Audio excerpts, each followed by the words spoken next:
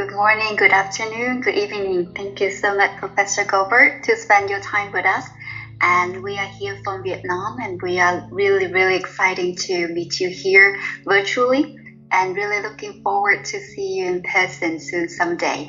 So we love to share with you our journey of insight sharing, and we meet people around the world, and you're one of the very special person that we are really looking forward, and this is a wonderful opportunity for us to see you today. And for our cultures a bit, it will be lovely and honored if you can share with our audience a bit about yourself, Professor. Okay. All right. Yes, Professor. What Vivian was saying is that it's going to be a very honor if we can have you to do a little introduction for our audience about who you are and the work you are doing. Please, can you do that? Sure. You don't want to ask me questions. You want me to introduce myself. Yes. Okay. I've watched, I think I've used the 4 links that you've sent me to look at other people who have had interviews with you. And one of the things that immediately pops out is that all those people are, they're practitioners. They're people who are life coaches or people like that, like life coaches of one sort or another. Or they're connected with a business school rather than, say, a department of psychology at a university. And I'm different from at least those particular 4. You may have recorded lots of other interviews, but those are the ones that I've seen. Your interviews usually start with you asking the people to say something about their childhood and work their way up. And I was born and raised in Chicago, Illinois, in the United States. Our house, our apartment, was on Hyde Park Boulevard near the Museum of Science and Industry, which is an incredible museum. And it certainly must have influenced me over the years that I lived there. My father was a lawyer. My mother was a housewife. I didn't like being a child. I could say I almost hated it. I didn't like the idea of not being in charge of things and of being being a child. I didn't like that. Let's see. You usually ask questions about what did you first think you might be professionally? And I thought of that in relation to myself, and the answer is almost everything. I would, any little thing that I came across would spark some desire to do that as a life career. So just as an example, my father was a lawyer, and so for many years I thought, that'd be great. I'll be a lawyer. I took a course in physics in high school, and that led me to believe that I was going to be a physicist. I came back on a bus or train with a Jewish rabbi, and we had a nice talk. And at the end, when I got off the bus or train, I thought I'd be a rabbi. At one stage in my life, I thought I'd be an architect. That would have been the most insane thing in the history of the world, because I have virtually no spatial ability whatsoever. My friends and colleagues all say, if you follow the Goldberg turn the opposite way if you want to get to the same place he is going. I was an undergraduate student at Harvard University, and at that time I was entertaining all these various possibilities, and I realized I probably wasn't smart enough to be a physicist, so that didn't last really too long. By the time I was a junior in college, I still hadn't decided really what I wanted to do. And I thought to myself, well, there's this thing called psychology, and it supposedly is based on the study of people. And wouldn't knowing a lot about people be useful no matter what you eventually ended up being, a real estate broker or whatever? It would be really cool to know a lot about people. So I applied to graduate schools in psychology, not realizing at the time, of course, that that's not really the way to learn about people necessarily. But anyway, that's, as an undergraduate, whatever that was, what is that, 70 years ago or so. Wow. I was accepted at the University of Michigan, and I stayed at the University of Michigan for 5 years. I was influenced there by a psychologist. He called himself a clinical psychologist, but he was very different from the other clinical psychologists at Michigan. His name was E. Lowell Kelly, and he was a methodologist, a pilot. I took a seminar from him very early in my career and grew to love him. And we had an apartment that wasn't very far away from his house. And after some time, I went over to his house on a regular basis, and he was building a sailboat in his basement. And I would hand him tools like a screwdriver or something, and we would talk about psychology. He got me my first job, which was at Stanford University, as a temporary replacement of somebody who was going on sabbatical. And then he came and gave a talk and got me my second year there, replacing somebody else. He also was instrumental in getting me my first permanent job, which was as an assistant professor at the University of Oregon, in Eugene, Oregon. Let's see. I was, during the time that I was at Stanford, I met a man who was setting out to start a center for basic research in the behavioral sciences in Eugene. His name was Paul Hoffman, and he and I shared an interest in judgment and decision making. And while I was at Stanford, he used to come to the Bay Area of the United States near Seattle all the time. And he came by our house, and I met him, and we got along well.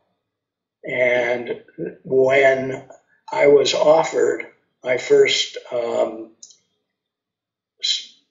professional job at the University of Oregon, he called me and said he had just set up this institute called Oregon Research Institute, and would like me to be a part of it. And I was a part of it virtually from the first day that I got to the University of Oregon until now. I still do science with people all over the world.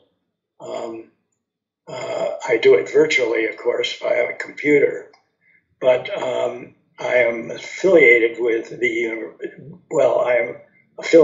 Oregon Research Institute and do my research out of there. Over the course of time, I've been privileged to have a number of wonderful experiences. I got a Fulbright Award and went to Nijmegen in the Netherlands and spent a year there and traveling around Europe. I was invited to spend some time at the University of California at Berkeley and spent a year there. I got another Fulbright Award to go to Istanbul in Turkey, which is one of the most extraordinary places in the world, at least it was then. And I wrote, I think, 7 or 8 letters from Turkey, and have recently rediscovered them and passed them on to people who wanted to know what that was like at that time.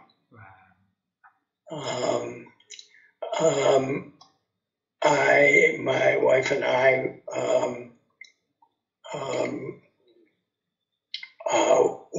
I was invited to go to the Center for Advanced Study, which is near The Hague in the Netherlands, and was there for a year.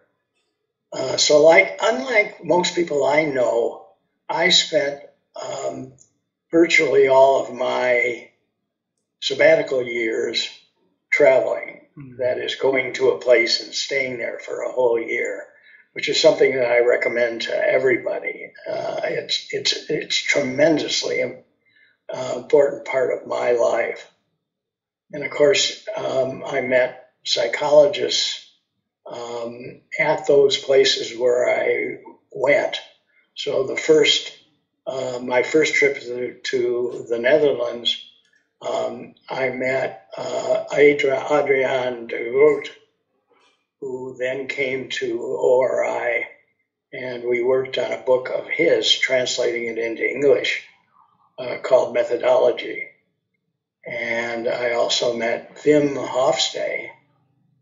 His real name is Willem, but he's called Wim. He was called Wim. And we worked together throughout the years. I was also lucky to have some extraordinary graduate students. One can say that one's scientific career is so much a function of one's graduate students. Certainly mine was.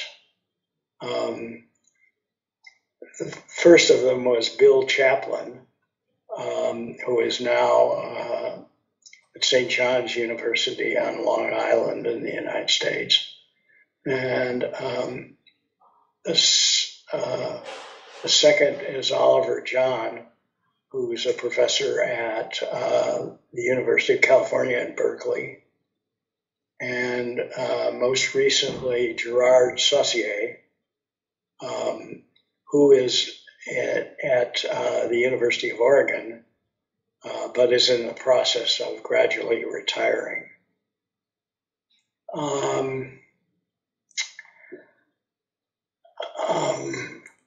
I also encountered throughout my professional career a number of extraordinary colleagues besides those three. that were not students of mine, but with whom I worked, and were tremendously important in my own scientific career. An example is Wim Hofstee,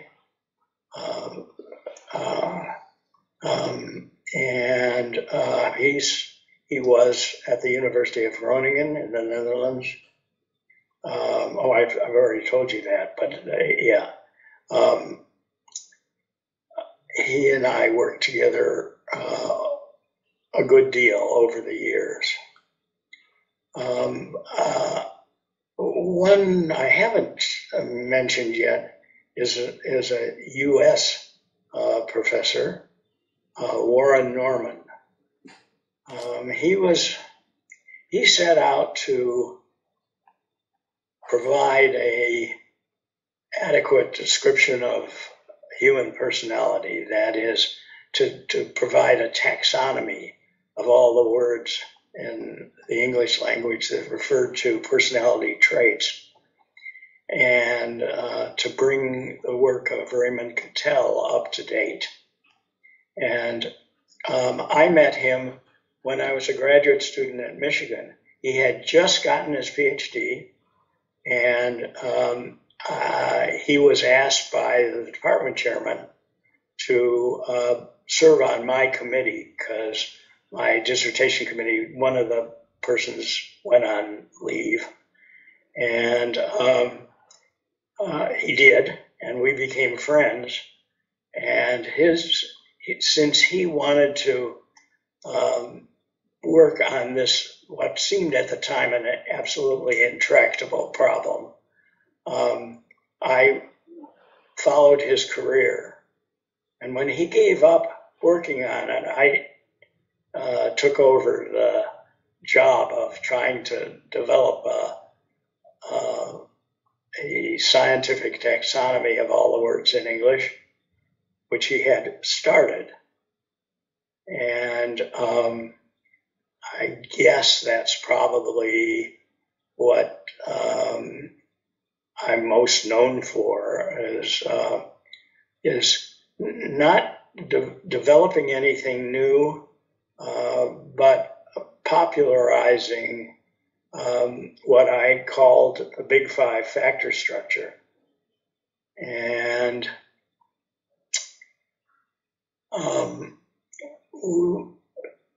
I made some headway in developing the Big Five. And the other thing I am, I guess, known for is setting up the International Personality Item Pool, so that people all over the world could use the same set of items and the same set of measures and develop them in any way they wanted. I was always concerned that the commercialization of psychological measures hurt the scientific side of it. And I was determined to try to find a way so that scientists could develop measures as they wished, not having to go through a commercial process and not having to pay for the use of psychological measures. And so that goes on today, and I still contribute to that. I think I have talked uninterrupted far more than any of the four people that whose previous interviews I've seen. So I suggest that I stop for a minute and let you decide what you'd like to hear me who's about. Well, thanks a lot for sharing the journey, because we love to listen to the wisdom and the experience that you share. So interrupting would be very rude from our end. So we enjoy listening. Professor Goldberg, let me bring you back in time. Okay, so you were a young boy back then with a lot of curiosity, ambitious to be anything and everything, right? One day you would like to become a lawyer like your father. Next day become something else, a physicist, right? But then when you encounter onto the world of psychology, and you say that wouldn't it be interesting to know the people in any career, any professions, right? And then you took that major, but you stay in there for that many decades, 70 years already, right? Tell us why, why psychology interested to you back then, to that young curious boy. Well, first of all, at Harvard, there was a psychology department. I never took a course in it. I never knew of the professors that were in it. They were very, very famous, but I didn't know that.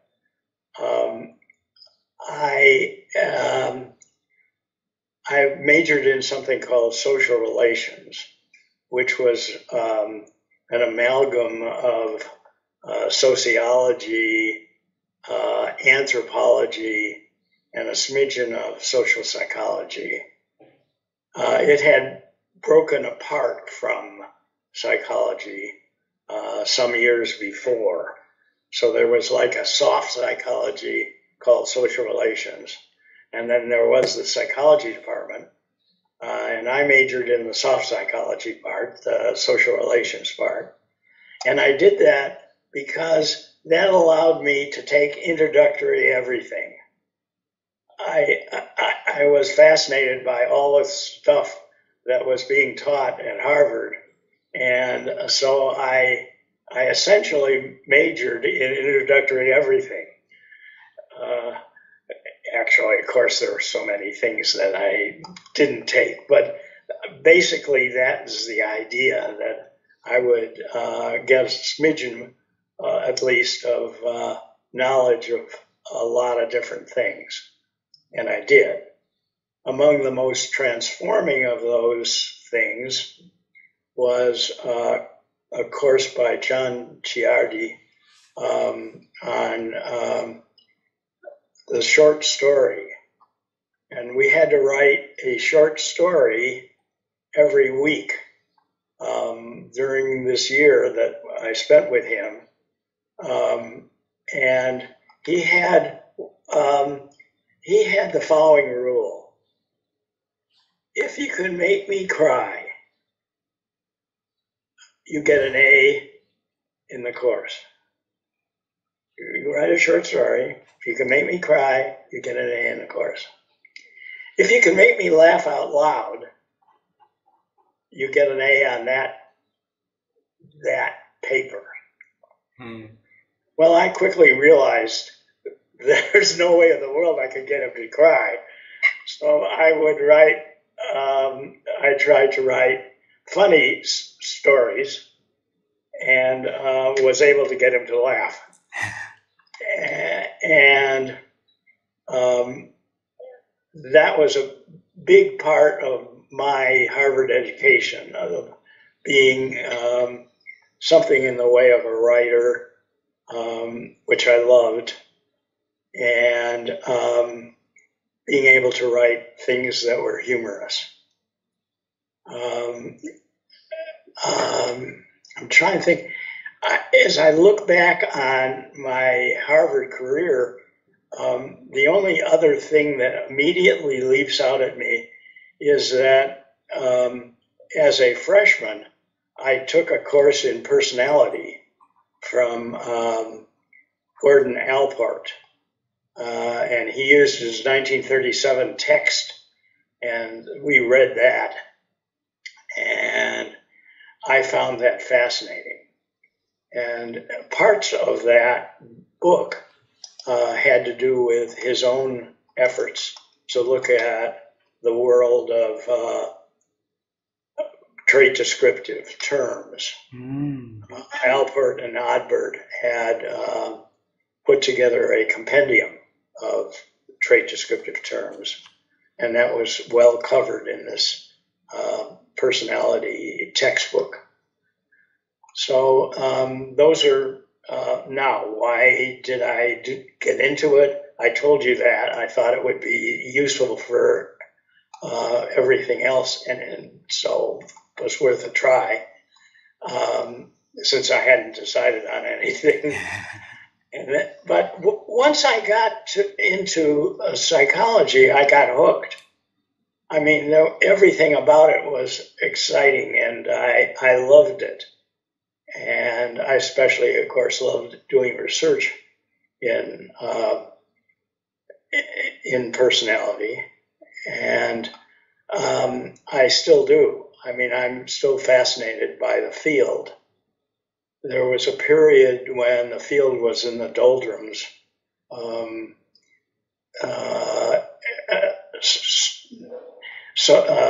Social psychologists were trying to convince people that we didn't really have personalities, and I was a personality researcher during that period, which is sort of a black period for personality research. Another thing I suppose is terribly important, actually, if I'm trying to understand my career, is the fact that I've been fabulously lucky in a million different ways, but certainly in terms of getting money for research grants. I was funded from about 1955, up until till now,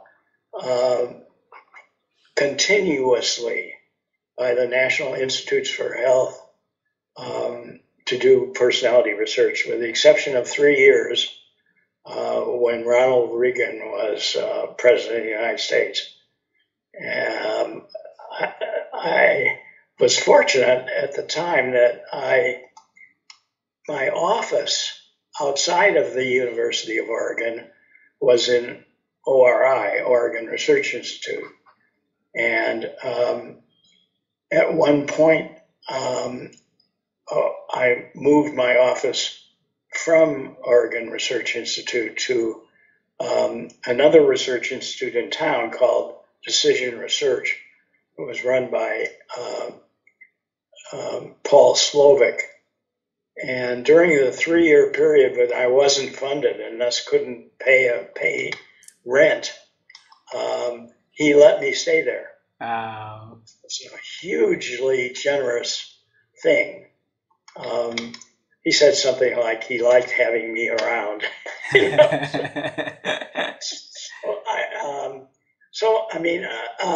Basically, though, I mean, my research has been funded by originally the National Institute of Mental Health, more recently by the National Institute of Aging. But that's hugely important to any scientist, to be able to have funds to hire research assistants and to do all the stuff that's involved in running a research program. Before we go into the Big Five, Professor Goldberg, allow me to bring you back into university time. Okay, so when you hooked into the psychology major, right? And your lawyer father, what did he say?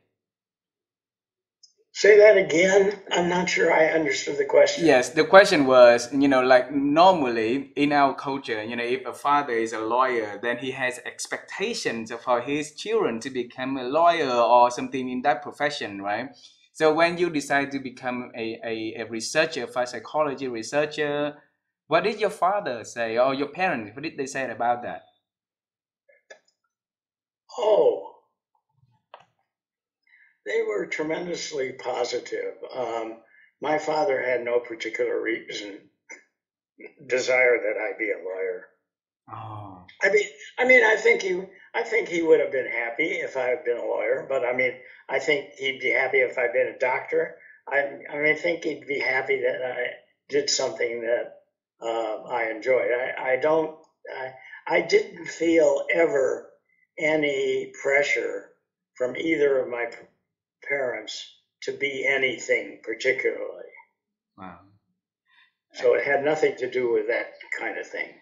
Wonderful to hear. So what happened under the Reagan the Reagan presidency that he stopped that 3 years of funding for your research? What happened back then? Once again, I'm not positive I understand. What happened back then, the entire Oregon Research Institute got its first research grant. As I said, I think it was about, well, wait a minute, I misspoke. I think it was 1965. Because I graduated Harvard in 1953, and I got my Ph.D. in 1958. And so I think it was 1965 when we got our first research grant. And I was the principal investigator on that, and everybody in the Institute was part of it. And it was called something like a program project in personality assessment, something like that. But our proposal and what we did encompassed research in judgment and decision making, probably more of that than anything else, and then my own research in personality. Did that answer your question? The question was, why didn't they fund for that 3 years? Why didn't they support the funding for the program? I see what you mean. Okay. I brought up the Reagan 3 years. Yes. Okay. It wasn't his fault particularly, except that he led a movement in our country, country's politics, de-emphasizing lots of different things, including science. So there was less scientific research funded during that period. It was a coincidence.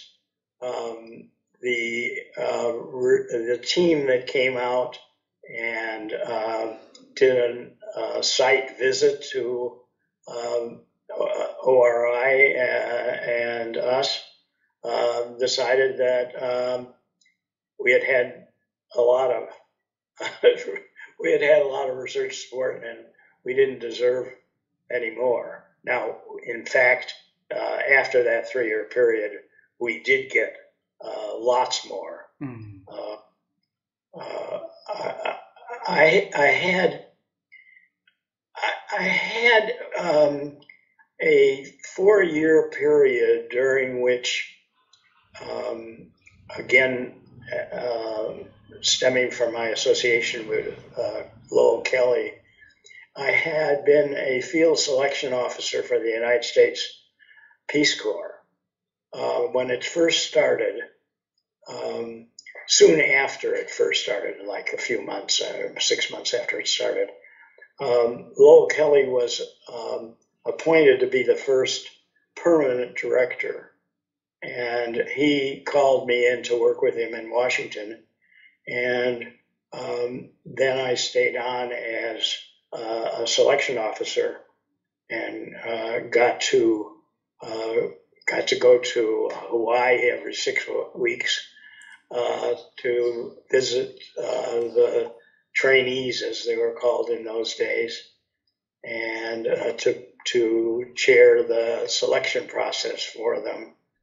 And at one point to go to Thailand and to Malaysia as part of the selection experience. And as a Peace Corps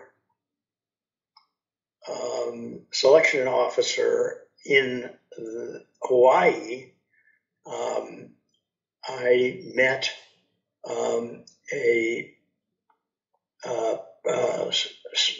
psychologist at the University of Hawaii named Jack Digman. And he had collected an extraordinary set of teacher ratings of some 2,000 some elementary school students. So they were rated by their teachers at the end of the school year, so that the teachers really knew them. And that data, which was collected early, was just sitting in Jack Digman's office. And my colleague Sarah Hampson persuaded him to submit a research proposal to the National Institute of Health to contact these people. Now they were adults, so they were, they were young. They were children when they were first assessed, and they were middle-aged adults when Jack got the research grant called Personality and Health. And a few weeks after he actually got the grant, he died. And I was asked to take over the running of that research project, which I did. And I did it for, I think, 10 years. And then my colleague Sarah Hampson did it for another 10 years. And the last stint of this was 5 years by a scientist named Grant Edmonds. So that also was an important part of my research. Sarah and I did all kinds of stuff together, along with a team that was connected with Kaiser Permanente in Honolulu. And we located really an extraordinary percentage of the original children now as adults. And we got them to come into the clinic in Honolulu, where they were assessed medically, physically, psychologically, every way we could possibly do it. We sent them questionnaires, which they answered by mail, but we also had all of this physical data from them, including blood, which we then could do DNA analyses of. So one huge part of my research career was the Hawaii Personality and Health study. Wow. So was that you did it parallelly with the research on the Big Five, or separately? With the research arm of what? On the Big Five project, and as a Big Five. No, those are two completely different projects. Yes. So at one time I was funded. Remember, I told you how lucky I was that I had all this research funding. At one time, I was funded by for both doing personality taxonomy research, yes, and for the Hawaii Personality and Health study. So tell us how the journey of developing the Big Five happened, Professor Goldberg. Well, okay. It wasn't called that originally. I gave it that name. But Raymond Cattell had been working on this project a good deal of his professional life. And then, as I said, Warren Norman took over. And then he stopped. He stopped doing science, and I took over. What I did was to administer to college students in the United States, literally thousands of them over the years, questionnaire surveys in which they described themselves, or they described people that they knew really well, using a large set of different, excuse me just a second, I got to turn this off. Don't worry. And I don't know how. There must be some way to turn this thing off. Okay, I'm sorry. No worry. I'm sorry. I don't know who that is, and that doesn't matter. I'm with you now. Thank you.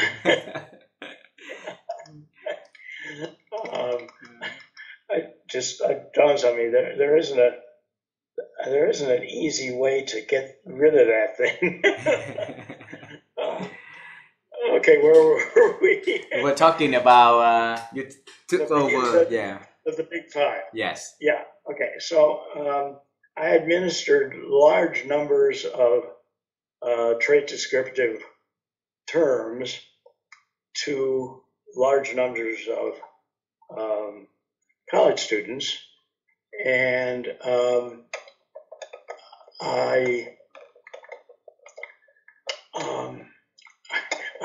there I go. Okay, I see. I am struggling with my mouse. Okay. And using factor analysis, many different varieties of factor analysis, many different ways of doing it. I kept getting these same 5 factors. They're basically the 4 of them are the ones that you know about: extroversion, agreeableness, conscientiousness, and emotional stability versus neuroticism.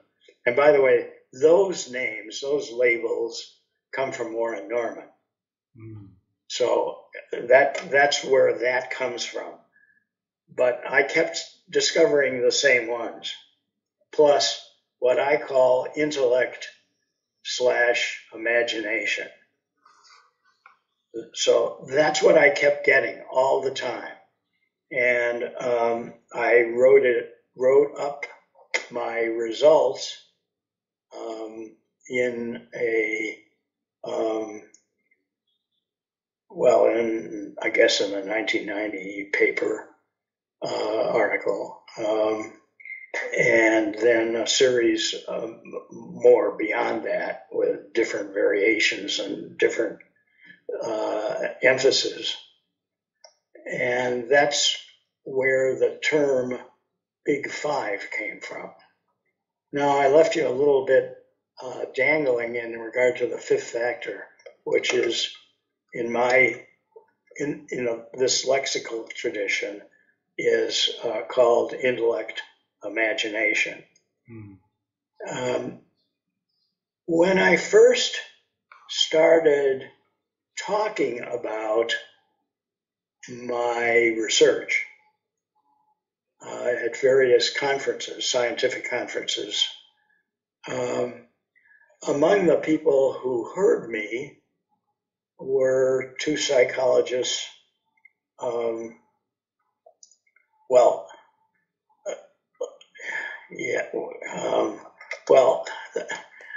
were psychologists who had factor analyzed the scales of Raymond Cattell's 16 Personality Factors questionnaire.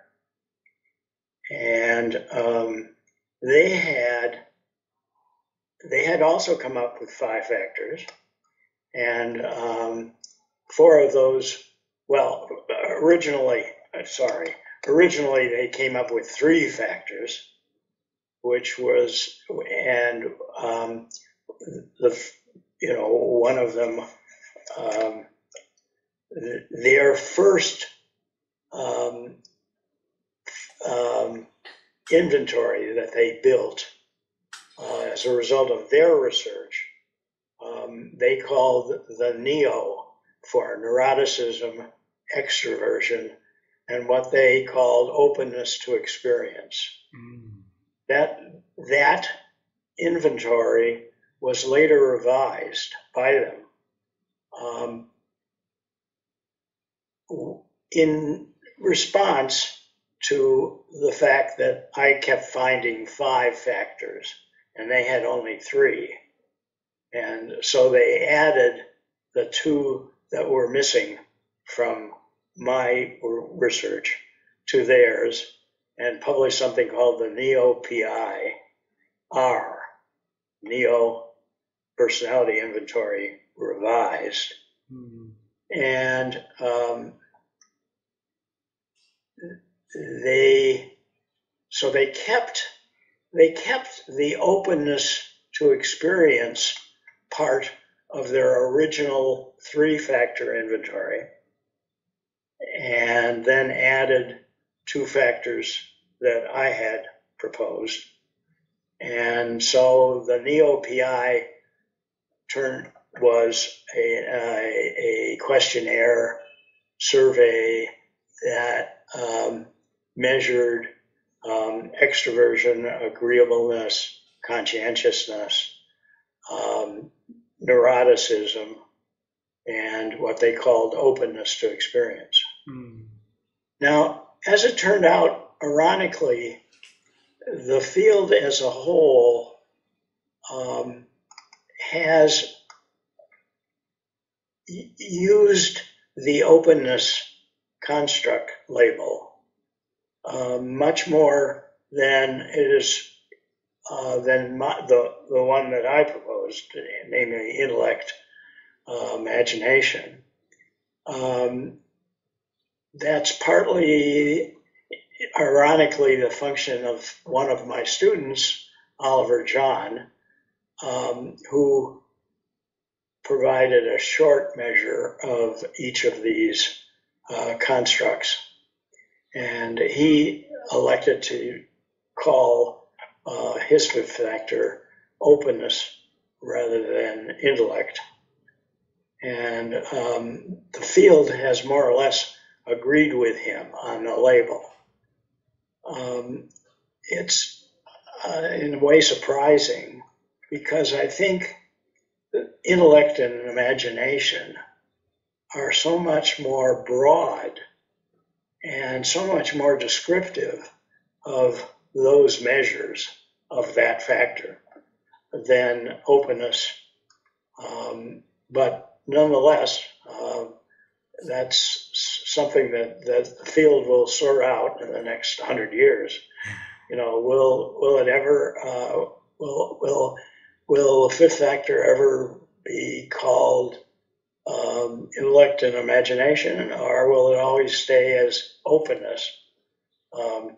There now have been excellent articles and chapters and such that link the 2 ideas, but it just seems to me that openness to experience is such a more narrow construct than intellect and imagination. I see it as, a facet or a component of intellect and imagination. And I think intellect and imagination does so much a better job at capturing the essence of that lexical factor. Anyway, that's, we'll find out over the years what finally prevails. Yeah.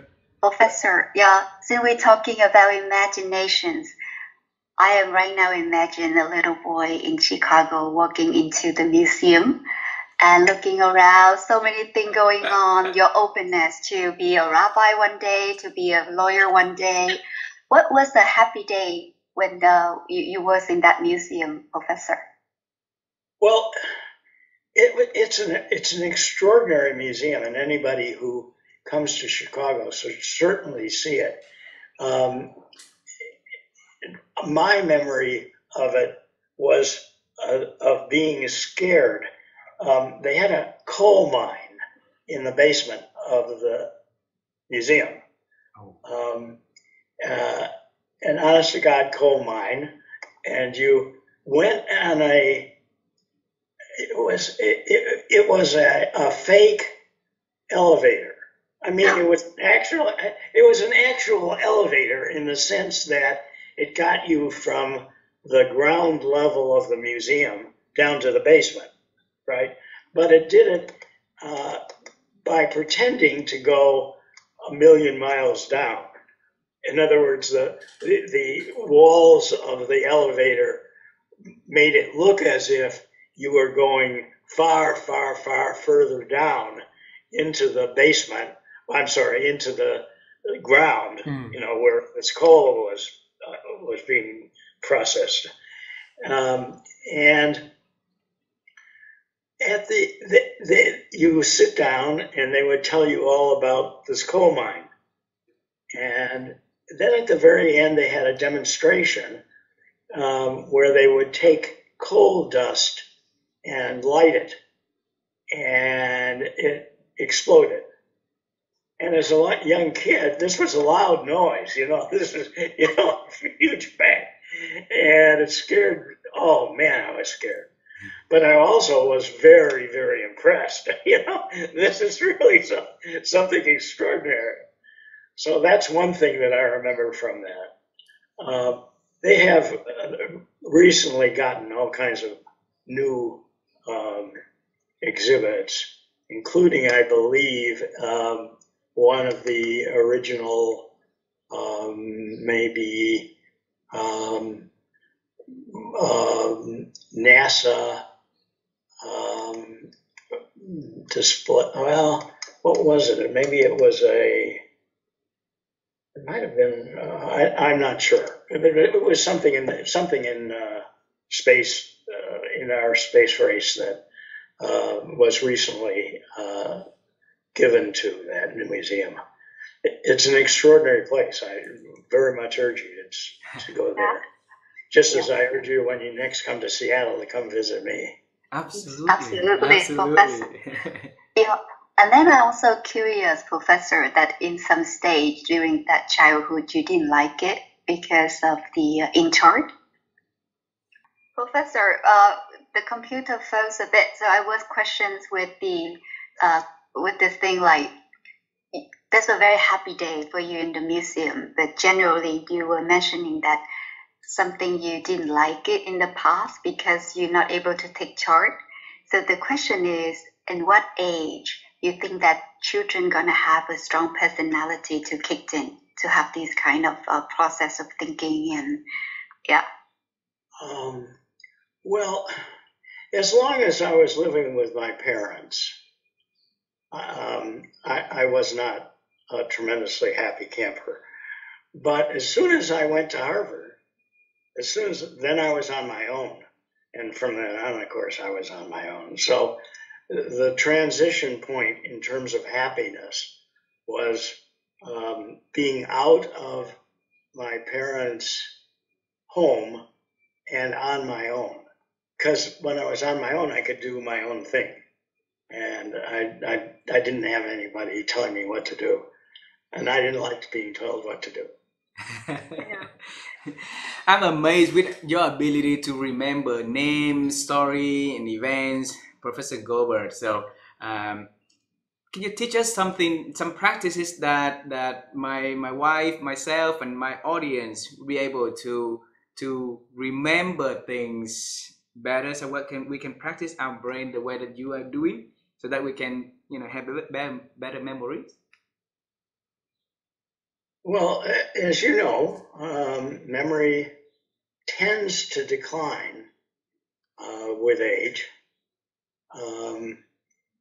I had a period of about 5 years or so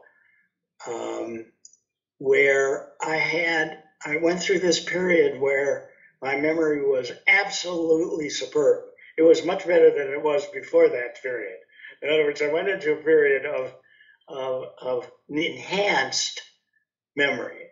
I could really remember, a lot more than now. And then it faded away. And now there are things that, there are all kinds of things that I don't remember anymore. So I'm not a good one to give you advice to give to your audience as to how to have a great memory forever. It's no longer true.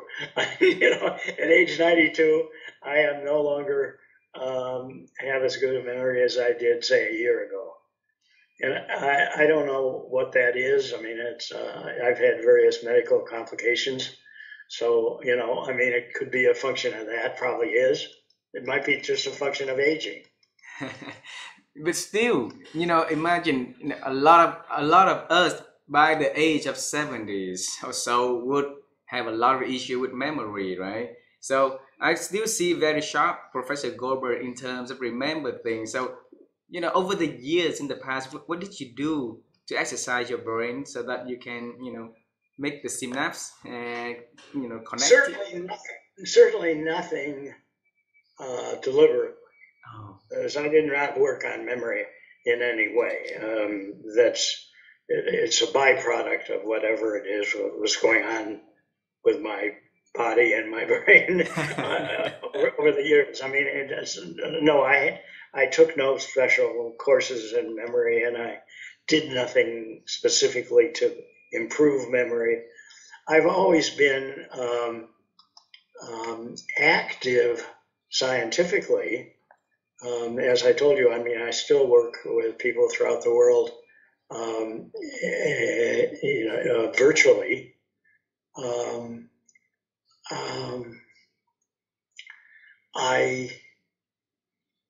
I don't know. I don't think of myself. Let's put it this way. I didn't think of myself as having an unusually good memory up until this last 5-year window, which is long gone, but where I really did feel like I really had a great memory. And as I say, now it isn't. I want to try to give you an example. Okay, here's an example. I told you about the Neo-PI. Yes. And I was struggling to remember the names Costa and McRae, who are the developers of that. And so I didn't say anything about them, except that they had developed this test, and they called the first of 3 factors, the third factor openness. But I didn't tell you their names because I couldn't think of it. So there's an example of my not being able to remember something, which during this 5-year window, I would have remembered really easily.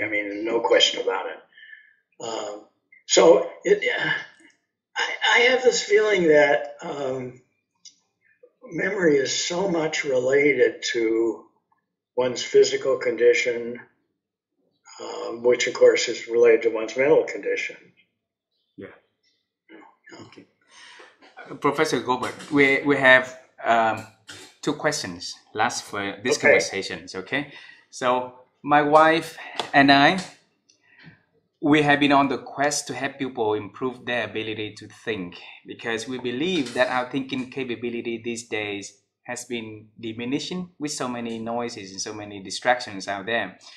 So every chance that we got connected with experts, we would love to pick their thought on how they practice their thinking so that our audience would be able to listen, reflect, and learn from. So the question I'm having for you now is, how have you been improved your ability to think? Well, I don't know. First of all, I have no idea. But one of the things I can report on a number of things that I have done. I mean, one example is I'm not on any social media. I don't do any social media at all. So, I'm not on Facebook, Instagram, or anything like that. I don't do that. I don't have a cell phone. I have a landline, but I don't have a cell phone. So I'm sort of old-fashioned in that respect. I don't know that this has anything to do with your thinking, but I sure know that social media has been enormously debilitating for a very large number of people. I know in my own circle of people, of people I know, people who really would have been far better off if they did not take part in social media. I still read. I read a lot. I read a few newspapers every day, or at least the some part of them. And I get the New York Times and the Seattle Times every Sunday. So, I mean, that could conceivably have something to do with how one thinks. What else? I think staying active as a scientist certainly helps one think. I mean, right? I mean, I just think it would be horrible to be sitting in one's couch, watching television or something like that all day. That would be awful. So that has no appeal to me. I'm sorry, that's about all I can come up with. I have made no particular effort either to. Well, I could say I pride myself as thinking critically, but I think most people think of themselves as.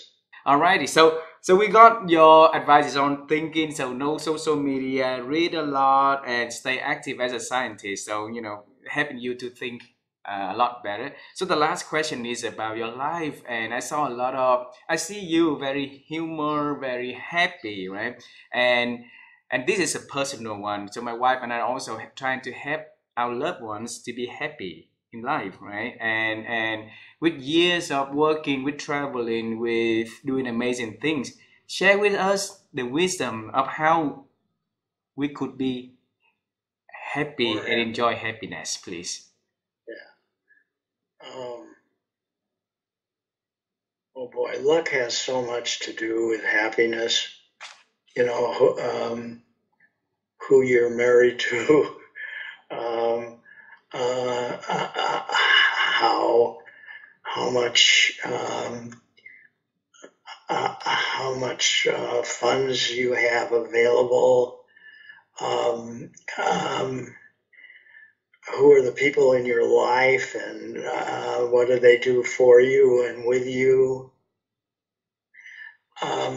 There are so many people who have such disadvantages in life. Homeless people, people with mental health problems, people who, for one reason or another, don't have a social support system that they can use when things get rough. I've been so lucky to have not had those sorry experiences that would certainly make one unhappy. It's also the fact that happiness versus unhappiness, is a hereditary, you know, a genetic part of our genes. I mean, the fact is that many people suffer from severe depression because of you know, their genetic makeup. And you know, there aren't lots of things they can do about that. You know, you can't make yourself different that way. So, I mean, I don't have advice. I mean, I did give you one piece of advice, and that was for academics. When you have a sabbatical, go away and stay away for as long as you can. That's certainly helpful. I mean, being in another culture for an extended period of time, like a year, you know, that's certainly helpful.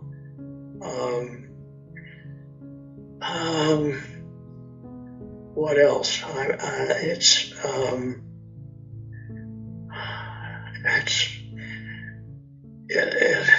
It's all the things that could go wrong that didn't, you know.